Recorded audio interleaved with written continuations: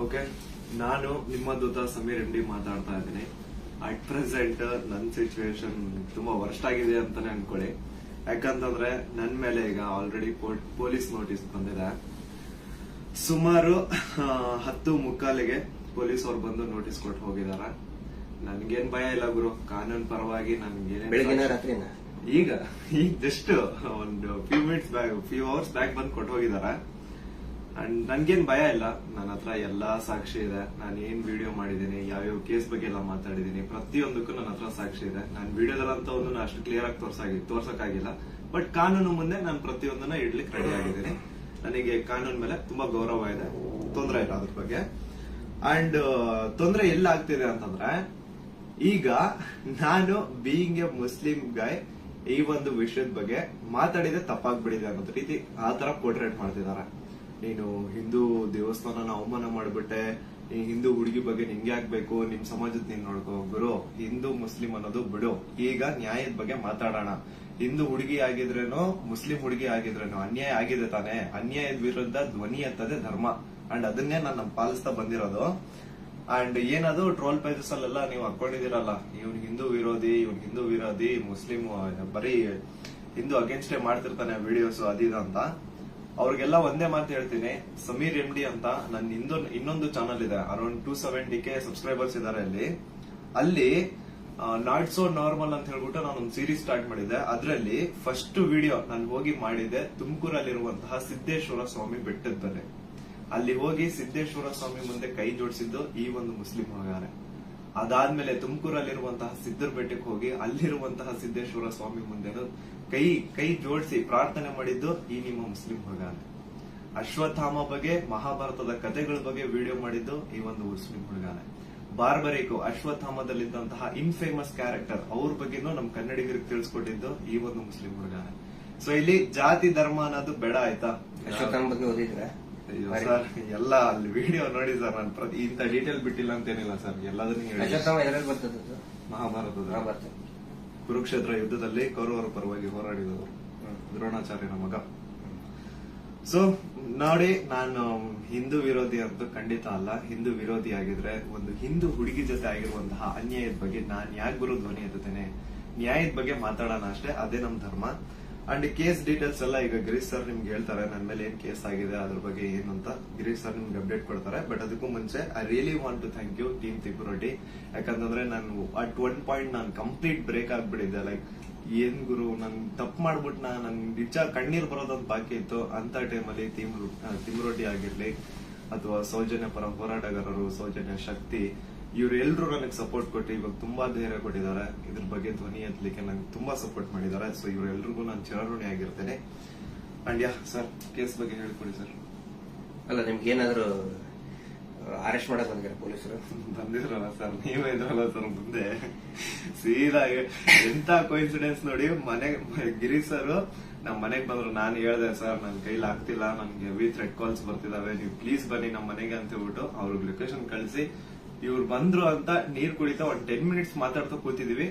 ಅಷ್ಟರಲ್ಲೇ door open ಮಾಡಿದ್ದ, bang ಅಂತ ಪೊಲೀಸ್ ಅವ್ರ ಮನೆ ಒಳಗಡೆ ಎಂಟ್ರಿ. ಏನು ಅಂದ್ರೆ ಏನು ಹೇಳ್ತಾನೆ ಇಲ್ಲ, ಎದಕ್ ಬಂದ್ರು ಏನಂತ ಹೇಳ್ತಾನೆ ಇಲ್ಲ. ಆಮೇಲೆ ಗಿರೀಶ್ ಸರ್ ಅವ್ರ ಜೊತೆ ಎಲ್ಲ ಮಾತಾಡಿದ್ರು. ಲೀಗಲ್ ಆಗಿ ಅವ್ರೇನ್ ಮಾತಾಡಿದಾರೆ ಅಂತ ಅವರೇ ಹೇಳ್ತಾರೆ, ಕೇಳಿ. ಇವತ್ತು ಏನಾಗ್ತಾ ಇದೆ, ಸಮೀರ್ ಮಾತಾಡ್ಬೇಕಾದ್ರೆ ಯಾರದೇ ಒಬ್ಬರ ಹೆಸರು ತಗೊಂಡು ಮಾತಾಡ್ಲಿಲ್ಲ. ಮಾತಾಡಿದ್ದೆಲ್ಲವನ್ನು ಕೂಡ ಆಧಾರ ಇಟ್ಕೊಂಡೇನೆ ಸಮೀರು ಮಾತಾಡಿದ್ದು. ಅದು ಯಾರ ಬಗ್ಗೆ? ಯಾರೋ ದೇವರ ಬಗ್ಗೆ ಮಾತಾಡಿದ್ನ, ಅಥವಾ ಮಸೀದಿಯ ಬಗ್ಗೆ ವಿವಾದ ಹುಟ್ಟಾಕಿ, ದೇವಸ್ಥಾನದ ಬಗ್ಗೆ ವಿವಾದ ಹುಟ್ಟಾಕಿ ಮಾತಾಡಿದ್ನ? ಇಲ್ಲ. ಸೌಜನ್ಯ ಅನ್ನೋದು ನಮ್ಮ ಎಲ್ಲರ ಮನೆ ಮಗಳವಳು. ಯಾವ ರೀತಿ ನಿರ್ಭಯ ಮತ್ತು ಈ ಅತ್ಯಾಚಾರದ ಪ್ರಕರಣದಲ್ಲಿ ಒಳಗಾಗ್ತಾರೆ, ಅವ್ರೆಲ್ಲರೂ ಕೂಡ ನಾವು ನಮ್ಮ ಮಗಳಂತ ತಿಳ್ಕೊಳ್ತೀವಿ. ಆದರೆ ಯಾರು ಹಿಂದೂ ಮುಸ್ಲಿಂ ಅಂತ ಹೇಳಿ ವಿನಾಕಾರಣ ಒಂದು ಹುಟ್ಟು ಹಾಕ್ತಾ ಇದಾರಲ್ಲ, ಅವರಿಗೆ ಅವ್ರು ಮಾಡಿನೇ ಇಲ್ಲ ಅಂತ ಹೇಳಿದ್ರೆ ಇದೆಲ್ಲ ಯಾಕೆ ಮಾಡ್ಬೇಕು? ಆ ನಂತರ ಸಂತೋಷ್ ರಾವ್ ಎಷ್ಟು ದೊಡ್ಡವನೇನು? ಸಮಾಜದಲ್ಲಿ ಕಲಾ ಹುಟ್ಟು ಒಂದ್ ವೇಳೆ ಸಂತೋಷ್ ರಾವ್ ಅಂತ ಹೇಳ್ತಾರೆ, ಸಂತೋಷ್ ರಾವ್ನೇ ಮಾಡಿದ್ರೆ ಸಮಾಜದಲ್ಲಿ ಅವನು ಅಷ್ಟೊಂದು ದೊಡ್ಡ ಇದನ್ನೇನೋ ಪೂರ್ತಿಯಾಗಿ ಒಂದಿಷ್ಟು ಜನ ಕರೆಸಿ ಏನೇನೋ ಮಾಡಿಸಿ ಟ್ರೋಲ್ ಮಾಡಿಸುವಂತ ದೊಡ್ಡವನ. ಇದನ್ನ ಜನರು ಅರ್ಥ ಮಾಡ್ಕೋಬೇಕು. ನಾನು ಪ್ರತಿಯೊಬ್ಬ ಜನಸಾಮಾನ್ಯರಿಗೂ ವಿನಂತಿ ಮಾಡ್ಕೊಳ್ತಾ ಇದ್ದೇನೆ, ಸೌಜನ್ಯಳನ್ನ ನಿಮ್ಮ ಮನೆ ಮಗಳಂತ ತಿಳ್ಕೊಳ್ಳಿ. ನಾವು ಅದೇ ರೀತಿ ತಿಳ್ಕೊಂಡಿದ್ದು. ಆನಂತರ ನಮ್ಮ ಅಕ್ಕನೋ ತಂಗಿನೋ ಏನಾದ್ರೂ ನೀವು ತಿಳ್ಕೊಳ್ಳಿ. ಸೌಜನ್ಯಳಂತೆ ಅನೇಕ ಹೆಣ್ಮಕ್ಳು ಅಲ್ಲಿ ಜೀವ ತೆತ್ತಿದ್ದಾರೆ, ಅತ್ಯಾಚಾರದಿಂದ ಕೊಲೆ ಆಗಿದ್ದಾರೆ. ಆನಂತರ ಇವತ್ತಿಗೂ ಕೂಡ ನಮ್ಮ ದೇಶದಲ್ಲಿ ಪ್ರತಿ 27 ನಿಮಿಷಕ್ಕೆ ಒಂದು ಅತ್ಯಾಚಾರ ಆಗ್ತಾ ಇದೆ. ಆ ಒಂದು ಲಿಸ್ಟ್ ಅಲ್ಲಿ ನಮ್ಮ ಮನೆ ಹೆಣ್ಮಕ್ಳು ಆ 27 ಇದನ್ನ ನಿಮಿಷದ ಕ್ಯೂನಲ್ಲಿ ನಮ್ಮ ಮನೆ ಹೆಣ್ಮಕ್ಳು ನಿಂತ್ಕೋಬಾರ್ದು. ಒಂದು ಈವ್ ಟೀಸಿಂಗ್ ಆಗಿ ಮೊನ್ನೆ ಮುಂಬೈಯಲ್ಲಿ ಒಂದು ಹೆಣ್ಮಗಳು ತಪ್ಪಿಸ್ಕೊಳ್ಳೋದಕ್ಕೆ ಹೋಗಿ ಸತ್ತಿದ್ದಾಳೆ ಪಾಪ, ಆಕ್ಸಿಡೆಂಟ್ ಆಗಿ, ಮುಂಬೈ ರೋಡ್ ಆಕ್ಸಿಡೆಂಟ್ ಆಗಿ. ಈವ್ ಟೀಸಿಂಗ್ ನಮ್ಗೆ ಏನ್ ಅನ್ಸುತ್ತೆ, ಅವ್ರು ಎಲ್ಲರೂ ಕೂಡ ಏನೋ ನಮ್ಗೆ ನಮ್ಮ ಮನೆಯ ಮಕ್ಕಳವರು, ನಮ್ಮ ಏನೋ ನಮ್ಗೆ, ಯಾಕಂದ್ರೆ ಎಲ್ಲ ಹೆಣ್ಮಕ್ಳ ಜೊತೆಗೆ ನಾವು ಬೆಳೆದವರು. ಸಮೀರ್ ಅವ್ರಿಗೆ ಇಲ್ಲಿ ಮಧ್ಯಾಹ್ನ ಅವ್ರಿಗೆ, ಸಮೀರ್ ಇದಕ್ಕಿಂತ ಮುಂಚೆ ಏನಾದ್ರು ಗೊತ್ತಾನ? ಇನ್ನೊಂದು ವಿಷಯ ನಾನು ಕ್ಲಾರಿಫೈ ಮಾಡ್ಬಿಡ್ತೀನಿ. ಎಲ್ರು ಏನ್ ಅನ್ಕೊಂಡ್ಬಿಟ್ಟಿದ್ದಾರೆ ಅಂತಂದ್ರೆ ಇವ್ರೆ ನನಗೆ ಹೇಳಿ ವಿಡಿಯೋ ಮಾಡ್ಸಿದಾರೆ ಅಂತ. ದೇವ್ರ ಆಣೆಗೆ ಹೇಳ್ತೀನಿ, ಸರ್ ಸುಮ್ಮನೆ ಸರ್, ಅಲ್ಲಾ ಮೇಲೆ ಆಣೆ ಮಾಡ್ಬಿಟ್ಟು ಹೇಳ್ತಿದ್ದೀನಿ, ರಂಜಾನ್ ಟೈಮಲ್ಲಿ ಹೇಳ್ತಿದ್ದೀನಿ. ಇವ್ರಿಗಾಗ್ಲಿ ನನ್ಗಾಗ್ಲಿ ಯಾವುದೇ ತರ ಲಿಂಕ್ ಇರ್ಲಿಲ್ಲ ಗುರು. ಸೌಜನ್ಯ ವಿಡಿಯೋ ಮಾಡೋದಕ್ಕಿಂತ ಮುಂಚೆ ಇವ್ರಿಗೂ ನನ್ಗೂ ಯಾವುದೇ ತರ ಲಿಂಕ್ ಇರ್ಲಿಲ್ಲ. ಸೌಜನ್ಯ ವಿಡಿಯೋ ಯಾವಾಗ 1 ಮಿಲಿಯನ್ ಕ್ರಾಸ್ ಮಾಡ್ತೋ ನನ್ನ ಕೈ ಕಾಲು ನಡಗಕ್ ಸ್ಟಾರ್ಟ್ ಆಗ್ಬಿಡ್ತು. ಯಾಕಂತಂದ್ರೆ ಡೆತ್ ಕಾಲ್ಸ್ ಬರ್ತಾನೆ ಇದಾವೆ. ನನ್ ಮನೆ ಅಡ್ರೆಸ್ ಲೀಕ್ ಮಾಡ್ಬಿಟ್ರು, ನನ್ ಪರ್ಸನಲ್ ಡೀಟೇಲ್ಸ್ ಲೀಕ್ ಮಾಡ್ಬಿಟ್ರು. ನನ್ಗೆ ಯಾವ ನನ್ ಮನೆಗ್ ಬಂದು ಅಟ್ಯಾಕ್ ಮಾಡ್ಬಿಡ್ತಾನೋ ಗೊತ್ತಿಲ್ಲ. ಎಲ್ಲಿ ಹೋಗೋಣ ಅಂತ ಗೊತ್ತಾಗ್ತಾ ಇಲ್ಲ. ಪೊಲೀಸ್ ಅವ್ರ ಕಡೆ ಹೋದ್ರೆ ಪ್ರೊಟೆಕ್ಷನ್ ಸಿಗುತ್ತಾ ಇಲ್ಲ, ಗ್ಯಾರಂಟಿ ಇಲ್ಲ. ಏನ್ ಮಾಡ್ಬೇಕಂತ ಅರ್ಥ ಆಗಿಲ್ಲ. ಆಗ ನಾನ್ ರೀಚ್ ಔಟ್ ಮಾಡಿದ್ದೆ ಟೀಮ್ ತಿಮ್ರೋಟಿ ಅವ್ರಿಗೆ. ಸರ್ ನನ್ಗೆ ಈ ತರ ಆಗ್ತಿದೆ, ಪ್ಲೀಸ್ ನಿಮ್ ಕಡೆ ಸಪೋರ್ಟ್ ಬೇಕು, ನಂಗೆ ಸಪೋರ್ಟ್ ಮಾಡಿ ಅಂತ ಕೇಳಿದ ತಕ್ಷಣ ಇಮ್ಮಿಡಿಯೇಟ್ಲಿ ಅವ್ರು ನನ್ನ ನಂಬರ್ನ ತಗೊಂಡು ನನಗೆ ಕಾಲ್ ಮಾಡಿ ನಿಮ್ ಜೊತೆಗೆ ನಾವ್ ಇದೀವಿ ಅಂತ ಧೈರ್ಯ ಕೊಟ್ರು. ಅಂಡ್ ಅರೌಂಡ್ ನನ್ ಮೇಲೆ ಪೊಲೀಸ್ ನೋಟಿಸ್ ಆಗಿದ್ರು ಸ್ಟಿಲ್ ಇವರೇ ನನ್ಗೊಬ್ಬ ಅಡ್ವೊಕೇಟ್ ನ ಹುಡುಕಿ ನಾವು ನಿಮ್ ಜೊತೆಗಿದೀವಿ, ನೀವ್ ತಲೆನೇ ಕೆಡ್ಸ್ಕೋಬೇಡಿ ಅಂತ. ಈಗ ನೋಡಿ ಅರೌಂಡ್ ಮಿಡ್ ನೈಟ್ 1 ಆಗ್ತಿದೆ, ಅಡ್ವೊಕೇಟ್ ಅವ್ರ ಆಫೀಸಲ್ಲಿ ಕೂತಿದೀವಿ. ಸೊ ಯಾ ಸಾಹಸ ಪಟ್ರು ನನ್ನ ಅರೆಸ್ಟ್ ಮಾಡ್ಲಿಕ್ಕೆ. ಅಲ್ಲ, ಸಮೀರ್ ಮಾತಾಡಿದ್ದು ನೂರಾರು ಜನ ಸೌಜನ್ಯ ಹೋರಾಟಗಾರರು ಏನ್ ಕೇಳ್ತಾ ಇದ್ದಾರೆ ಮತ್ತು ಜನಸಾಮಾನ್ಯರು ಹೋರಾಟದ ಜೊತೆಗೆ ಗುರುತಿಸಿಕೊಳ್ಳದೇನೆ ಅನೇಕ ಜನಸಾಮಾನ್ಯರಿಗೆ ಒಂದು ಹಂಬಲ ಇದೆ, ನ್ಯಾಯದ ಹಂಬಲ. ಅದೇ ಮಾತನ್ನೇ ಸಮೀರ್ ಮಾತಾಡಿದ್ದು. ಅವ್ರನ್ನ ಅರೆಸ್ಟ್ ಮಾಡೋದಕ್ಕೆ ಬಳ್ಳಾರಿಯಿಂದ ಬಂದಿದ್ದಾರೆ ಇವತ್ತು. ಅರೆಸ್ಟ್ ಮಾಡ್ಕೊಂಡು ಹೋಗ್ತೀವಿ ಅಂತ ಹೇಳಿ. ಆದ್ರೆ ನಾವು ಕನ್ವಿನ್ಸ್ ಮಾಡಿದ್ವಿ ಬಳ್ಳಾರಿಯ SP ಅವರಿಗೆ ಮತ್ತು ಬಳ್ಳಾರಿಯ ಕೌಲ್ ಬಜಾರ್ ಠಾಣಾಧಿಕಾರಿಗಳಿಗೆ, ಆನಂತರ ಬೆಂಗಳೂರು ಗ್ರಾಮಾಂತರ SP ಸಾಹೇಬರಿಗೆ ಮತ್ತು ಇಲ್ಲಿಯಂತ ಸ್ಥಳೀಯ ಪೊಲೀಸ್ ಅಧಿಕಾರಿಗಳಿಗೆ, ಬೆಂಗಳೂರು ಶಹರದ ಯಾವುದು ಅವಲಹಳ್ಳಿಯ ಅಧಿಕಾರಿಗಳಿಗೆ ನಾವು ಕನ್ವಿನ್ಸ್ ಮಾಡಿ ಹೇಳಿದ್ವಿ. ಆಮೇಲೆ ಅವರು ಕನ್ವಿನ್ಸ್ ಆಗಿದ್ದಾರೆ. ಹಿಂಗಾಗಿ ನಾವು ಅವರಿಗೆ ಧನ್ಯವಾದಗಳನ್ನು ಕೂಡ ಹೇಳ್ತೇವೆ. ಯಾಕಂದ್ರೆ ನಾವು ಕರೆಕ್ಟ್ ಆಗಿ ಎಕ್ಸ್ಪ್ಲೇನ್ ಮಾಡಿದೀವಿ. ಯಾವ ಕಾರಣಕ್ಕೂ ಕೂಡ ನಾವು ತನಿಖೆಯಿಂದ ತಪ್ಪಿಸ್ಕೊಳ್ಳುವಂತ ಮಾತೇ ಇಲ್ಲ. ಯಾಕಂದ್ರೆ ಇಲ್ಲಿ ಯಾರು ಕಳ್ಳದ್ ಮಾಡಿಲ್ಲ, ಸುಳ್ತನ ಹೇಳಿಲ್ಲ, ಅತ್ಯಾಚಾರ ಮಾಡಿದವರಲ್ಲ. ಅತ್ಯಾಚಾರ ಮಾಡಿದವರೇ ದೊಡ್ಡದಾಗಿ ರಾಜ್ಯಸಭಾ ಮೆಂಬರು ಅದು ಇದು ಅಂತ ಹೇಳ್ಕೊಂಡು ದೊಡ್ಡದಾಗಿ ಕಿಸಿತಾ ಇದ್ದಾರೆ, ಅಲ್ಲಿ ಕಿಸಿತಾರೆ. ಅದರ ವಿರುದ್ಧ ಮಾತಾಡದಂತವ್ರು ನಾವು ಯಾವ ಕಾರಣಕ್ಕೂ ಹೆದರುವಂತ ಅವಶ್ಯಕತೆ ಇಲ್ಲ. ಇದೇ ಮಾತನ್ನು ಹೇಳಿದೇವೆ ಸರ್, ಸಮೀರ್ ಖಂಡಿತ ಬರ್ತಾನೆ, ಎಲ್ಲಾ ರೀತಿಯಂತರನು ಕೂಡ ಸಹಕಾರ ಕೊಡ್ತೀವಿ ಅಂತ ಹೇಳಿದ್ದಕ್ಕೆ ಕನ್ವಿನ್ಸ್ ಆಗಿದ್ದಾರೆ. ನಮ್ಮ ಉದ್ದೇಶ ಏನಂದ್ರೆ ಇದರಿಂದ ಇವರು ಮಾಡ್ತಾ ಇದಾರಲ್ಲ, ಏನು ಹಿಂದೂ ಮುಸ್ಲಿಂ ಅಂತ ಮಾಡ್ತಾ ಇದಾರಲ್ಲ, ಈ ನಮ್ಮ ರಾಜ್ಯದಲ್ಲಿ ಕಲಹ ಆಗಬಾರ್ದು. ಅತ್ಯಾಚಾರ ಪ್ರಕರಣದ ಹೋರಾಟ, ಸೌಜನ್ಯ ಹೋರಾಟ, ಎಲ್ಲಾ ಧರ್ಮಗಳನ್ನು ನಾವು ಸೇರಿಸ್ತಾ ಇದೀವಿ. ಎಲ್ಲಾ ಜಾತಿ ಪಂಥಗಳನ್ನ ಮತಗಳನ್ನ ಸೇರಿಸುವಂತ ಕೆಲಸ ನಾವು ಮಾಡ್ತಾ ಇದೀವಿ. ಆದ್ರೆ ಇವರು ಡಿವೈಡ್ ಮಾಡ್ತಾ ಇದ್ದಾರೆ. ಯಾಕಂತ ಹೇಳಿದ್ರೆ ನೋಡಿ, ಸಮೀರ್ಗೆ ಹೆಸರನ್ನೇ ಹೇಳಿಲ್ಲ. ಹಾಗಿದ್ರೆ ಎಷ್ಟೋ ಜನಕ್ಕೆ ಸಮೀರ್ ಡೌಟ್ ಇತ್ತು, ಯಾರು ಮಾಡಿದ್ದಾರೆ, ಇವ್ರು ಹೌದೋ ಅಲ್ಲೋ. ಈ ಧರ್ಮೋದ್ಯಮಿಗಳು ಕುಟುಂಬ, ದೊಡ್ಡ ಪ್ರಭಾವಿಗಳ ಕುಟುಂಬ, ಅವ್ರ ಬಗ್ಗೆ ಗೌರವ ಇತ್ತು. ಇವತ್ತು ಯಾವಾಗ ನಿಮ್ಮ ವಿರುದ್ಧ ಇಡೀ ಪೂರ್ತಿಯಾಗಿ ಇವರು ಕೆಟ್ಟದಾಗಿ ಕೆಲವು ಜನ ಟ್ರೋಲ್ ಮಾಡಕ್ ಸ್ಟಾರ್ಟ್ ಮಾಡಿದ್ರು, ಎಲ್ಲರಿಗೂ ಕನ್ಫರ್ಮ್ ಆಯ್ತು ಇವರೇ ಮಾಡಿದ್ದು, ನಾವೇ ಮಾಡಿದೀವಿ ಅಂತ ಅವರೇ ಬಟ್ಟೆ ಬಿಚ್ಕೊಳ್ತಾ ಇದ್ದಾರೆ. ನಾವು ಸೌಜನ್ಯ ಬೆತ್ತಲೆ ಮಾಡ್ತಾಳ ಅಂತ ಹೇಳಿದ್ರೆ ಇವರೇ ಬೆತ್ತಲೆಯಾಗಿ ಹೋಗ್ತಾ ಇದ್ದಾರೆ. ಇದು ಜನರ ಗಮನದಲ್ಲಿರಲಿ. ನಾನು ಒಂದೇ ಒಂದು ವಿನಂತಿ ಮಾಡ್ಕೊಳ್ತಾ ಇದ್ದೀನಿ, ದಯವಿಟ್ಟು ಯಾರು ಕೂಡ ಏನೋ ಆಗ್ಬಿಡ್ತದೆ ಇವರಿಗೆ ಅಂತ ಹೇಳ್ಕೊಂಡು ಆತಂಕಕ್ಕೊಳಗಾಗಿ ಹಿಂದೂ ಮುಸ್ಲಿಂ ಅಂತ ಡಿವೈಡ್ ಆಗಬೇಡಿ. ಆನಂತರ ಗಲಭೆ ಸೃಷ್ಟಿಯಾಗೋದು, ಇದರಿಂದ ಶಾಂತಿ ಹಾಳಾಗೋದು ಖಂಡಿತ ಬೇಡ. ದಯವಿಟ್ಟು ಈ ರಾಜ್ಯದ ಒಂದು ಶಾಂತಿಯನ್ನ ಕಾಪಾಡಿ. ಎಲ್ಲಾ ಧರ್ಮದಲ್ಲಿಯೂ ಯಾವ ಧರ್ಮದಲ್ಲಿನೂ ಹೇಳಿಲ್ರಿ ಅತ್ಯಾಚಾರ ಮಾಡಿದವನ್ ಬೆಂಬಲಿಸಿ ಅಂತ ಯಾವ ಧರ್ಮದಲ್ಲಿಯೂ ಹೇಳಿಲ್ಲ, ಯಾವ ದೇವರು ಕೂಡ ಹೇಳಿಲ್ಲ. ಆನಂತರ ಇವರು ದೇವಸ್ಥಾನದ ಬಗ್ಗೆ ಮಾತಾಡಿದ್ದು ದಟ್ ಇಸ್ ದ ಫ್ಯಾಕ್ಟ್. ಅದು ದೇವಸ್ಥಾನದ್ದು ಜೈನ್ ಟೆಂಪಲ್ ಬಗ್ಗೆ ಅಂತ ಏನ್ ಹೇಳ್ತಾರಲ್ಲ, ದಟ್ ಇಸ್ ದ ಫ್ಯಾಕ್ಟ್. ಅದನ್ನ ಸಮೀರ್ ಹೇಳ್ತಾ ಇಲ್ಲ, ಅಥವಾ ನಾವು ಹೇಳ್ತಾ ಇಲ್ಲ, ಮಹೇಶ್ ಶೆಟ್ಟಿ ತಿಮ್ಮರುಡಿ ಅವರು ಬರೆದುಕೊಟ್ಟಿದ್ದು ಹೇಳ್ತಾ ಇಲ್ಲ. ಸುಪ್ರೀಂ ಕೋರ್ಟ್ ನಲ್ಲಿ ಇದೇ ಕುಟುಂಬದವರು, ಇದೇ ವೀರೇಂದ್ರ ಜೈನ್ ಕುಟುಂಬದವರು ಸುಪ್ರೀಂ ಕೋರ್ಟ್ ನಲ್ಲಿ ಬರೆದು ಕೊಟ್ಟಿದ್ದಾರೆ, ಅಫಿಡವಿಟ್ ಮೂಲಕ ಬರೆದು ಕೊಟ್ಟಿದ್ದಾರೆ, ಅದು ಹಿಂದೂ ದೇವಸ್ಥಾನ ಅಲ್ಲ ಅಂತ. ಅದಕ್ಕೂ ಕೂಡ ಯಾರ್ದು ಇದನ್ನಲ್ಲ. ಆದ್ರೆ ಇವರು ಯಾವಾಗ ಅತ್ಯಾಚಾರ ಪ್ರಕರಣಗಳನ್ನ ನಾವು ಪ್ರಶ್ನೆ ಮಾಡಕ್ ಪ್ರಾರಂಭ ಮಾಡಿದೀವಿ, ಅವಾಗ ಹಿಂದೂ ದೇವಸ್ಥಾನಕ್ಕೆ ಅಪಮಾನ ಮಾಡ್ತಾ ಇದಾರಲ್ಲ, ಅದು ನಮ್ಗೆ ಬೇಜಾರಾಗೋದು, ಅದು ನಮಗೆ ಬೇಜಾರಾಗ್ತಾ ಇದೆ. ಆ ಒಂದು ಮಂಜುನಾಥ ಸ್ವಾಮಿಯ ದೇವಸ್ಥಾನವನ್ನೇ ಪೂರ್ತಿ ಇದು ದೇವಸ್ಥಾನನೇ ಅಲ್ಲ ಅಂತ ಸುಪ್ರೀಂ ಕೋರ್ಟ್ ನಲ್ಲಿ ಬರೆದಿದ್ದಾರೆ. ಅದಕ್ಕೆ ಸಮೀರ್ ನೀವು ತಲೆ ಕೆಡಿಸ್ಕೋಬೇಡಿ. ಏನೇನು ನೀವು ಮಾತಾಡಿದಿರಿ ಪ್ರತಿಯೊಂದಕ್ಕೂ ಕೂಡ ದಾಖಲೆ ಇದೆ. ಯಾವುದು ಕೂಡ ಊಹಾಪೋಹ ಮಾಡ್ಕೊಂಡಂತದ್ದಲ್ಲ. ನನಗೂ ಕೂಡ ಸಮೀರ್ ಯಾವ ರೀತಿ ನನ್ನ ಮಹೇಶ್ ಶೆಟ್ಟಿ ತಿಮ್ಮರುಡಿ ಅವರಿಗೆ ಸೌಜನ್ಯ ಪರಿಚಯ ಮಾಡಿದ್ಲು, ಯಾವ ರೀತಿ ಸೌಜನ್ಯ ಕುಟುಂಬಕ್ಕೆ ಪರಿಚಯ ಮಾಡಿದ್ಲು, ಈ ಒಂದು ಹೋರಾಟ ನಮ್ಮೆಲ್ಲರನ್ನು ಕೂಡ ಒಗ್ಗೂಡಿಸ್ತಾ ಇದೆ. ಎಲ್ಲಾ ಧರ್ಮಗಳನ್ನು ಕೂಡ ಒಂದು ಮಾಡ್ತಾ ಇದೆ, ಎಲ್ಲಾ ಧರ್ಮದ ಜನಸಾಮಾನ್ಯರನ್ನ ಒಂದು ಮಾಡ್ತಾ ಇದೆ.